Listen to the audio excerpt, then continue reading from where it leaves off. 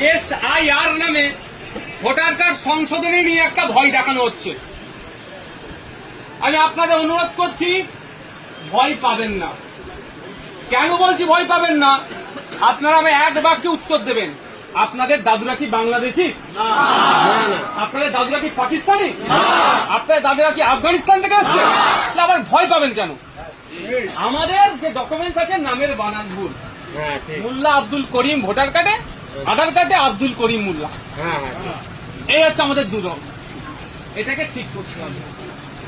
আমরা ভারতীয়, আমার দাদু দেশকে স্বাধীন করতে গিয়ে লড়াই করেছে আমাদের দাদুর সাথে একসাথে কাঁধে কাঁধ মিলিয়ে। সুতরাং আমরা ভয় পাবো না। 2002 সালে এই ধরনের সংশোধনী হয়েছিল, মাথায় রেখে দেবেন। বিজেপি এটা নিয়ে বলবে মুসলমানদের তাড়াবো, বিজেপি বলবে আমাকে হিন্দুরা ভোট দাও, আর তৃণমূল বলবে মুসলমানদের রেখে দেবো, মুসলমানরা আমাকে ভোট দাও। মানে একটা পুরো খেলা এরা খেলছে। আমি আপনাদের বলি, 2002 সালে এই ধরনের সংশোধনী হয়েছিল, তখন পশ্চিমবাংলায় 28 লক্ষ নাম বাদ পড়েছিল। কত?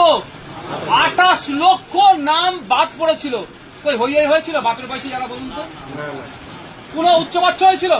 তখন সিপিএম ক্ষমতায় ছিল, বিরোধীতে তৃণমূল ছিল, হইয়াই করেছিল? বলুন, আজকে হচ্ছে কেন? এটা কি আছে?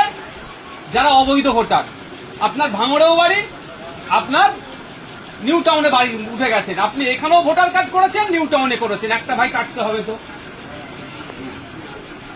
আপনি এখানেও থাকেন, দিল্লিতে এখন যে থাকছেন, তাহলে একটা ভাই কাটতে হবে তো। আপনার দাদু কবে মারা গেছে, আপনার আব্বা মারা গেছে, আপনার মা মারা গেছে, ভোটার লিস্টে নাম উঠে আছে, ভাই ওটা কাটতে হবে, ওটা অবৈধ ভোটার। তার জন্য আমরা সহযোগিতা করব।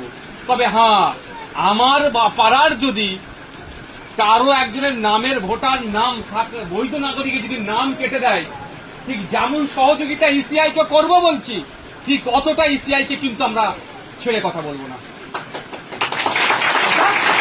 যদি আমার কোনো মায়ের নাম কেটে দিয়েছে ভোটার লিস্ট থেকে, তাহলে আমরা তার জন্য লড়াই করব, ওর ডকুমেন্টস নেবো, কারণ অবৈধ নাগরিক।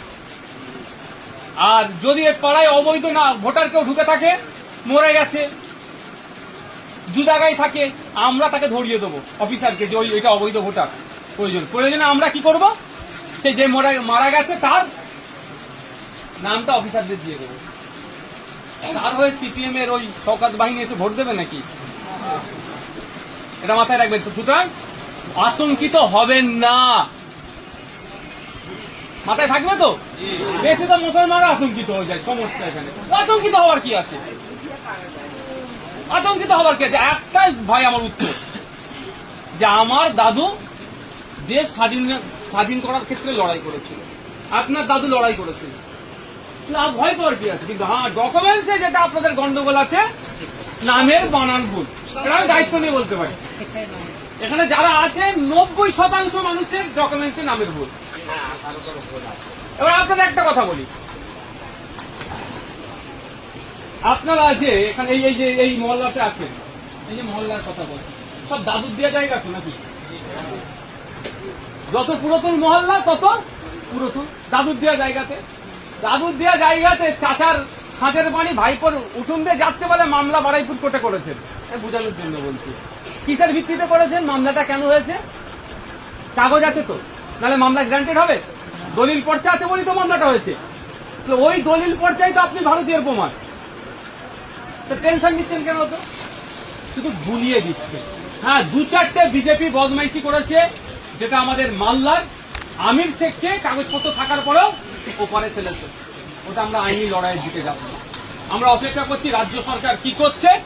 যদি রাজ্য সরকার ওকে উদ্ধার করে ভালো, নাহলে আমাদের রাজ্য নেতৃত্ব, মালদা জেলার নেতৃত্ব ওদের বাড়িতে গিয়েছিল, কথা বলেছে, আমরা ওর ডকুমেন্টস নিয়ে আইনি লড়াই করব ওকে দেশে ফিরিয়ে নিয়ে আসার জন্য।